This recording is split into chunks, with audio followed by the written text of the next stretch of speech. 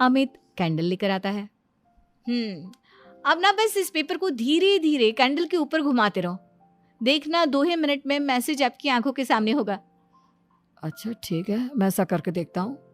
2 minute के बाद, अरे वाकई में इस पर तो अक्षर बनने लगे, लेकिन ये हुआ कैसे और अमृता तुम्हें कैसे पता?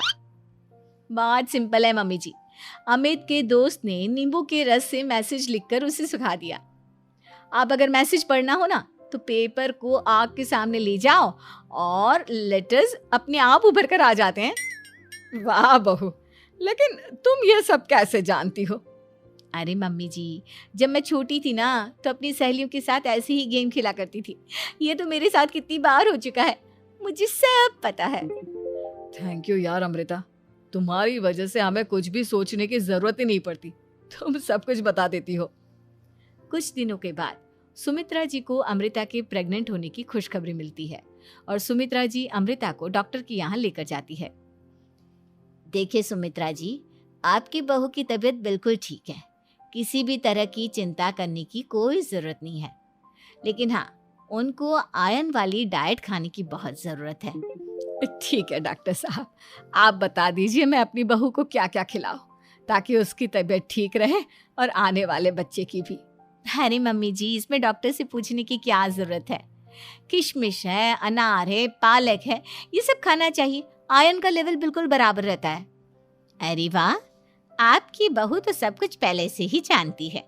ये तो बहुत अच्छी बात है। देखो, आयरन के साथ तुम्हें कैल्शियम भी खाना होगा। जानती हूँ मैं, अगर आयरन की खाली सप्लीमेंट लेते हैं और कैल्शियम नहीं लेते तो बॉडी उसे अच्छे से एब्जॉर्ब नहीं कर पाती, सब पता है मुझे। बहू ये भी मालूम है? हाँ मम्मी जी, आप तो जानती है ना, मुझे सब पता है। आपकी बहू की बातें सुनकर अच्छा लग रहा है। मुझे ऐसी बहुत कम लड़कियां मिलती हैं जिन्हें इतनी नॉलेज होती है, सारे सवालों के जवाब देती है, और हमारे इंडिया में तो वैसे भी हालात बहुत खराब है। बिल्कुल ठीक कह रहे हैं आप डॉक्टर साहब, लेकिन मैं उन लड़कियों की तरह नहीं हूँ, बहुत ख्याल रखती हूँ मैं हर चीज़ का। और जानती हैं आप, हमारे घर में तो किसी को किसी चीज़ के बारे में गूगल करने की ज़रूरत ही नहीं पड़ती।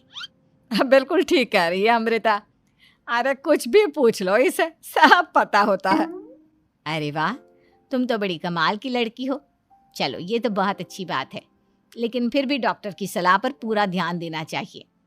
वैसे क्या चाहिए तुम्हें, बेटा या बेटी? अरे डॉक्टर साहब, कुछ भी हो जाए, बस बच्चा अच्छे से हो जाना चाहिए। मुझे तो दोनों में से किसी से कोई भी परेशानी नहीं। और सुमित्रा जी आप? डॉक्टर मैडम, मुझे तो लड़के और लड़की में कभी भेद करने की आदत ही नहीं है, पोता आए या पोती, मेरे लिए तो दोनों एक बराबर है। सुनकर अच्छा लगा। वैसे आप जानती हैं, हमारे यहाँ पर तो लोगों को बड़ी बेचैनी रहती है ये जानने की कि पेट में लड़का है या लड़की, लेकिन विदेशों में ऐसा नहीं होता। हाँ, वहाँ पर तो सब कुछ पहले से ही बता देते हैं ना, ये भी कोई बात हुई भला?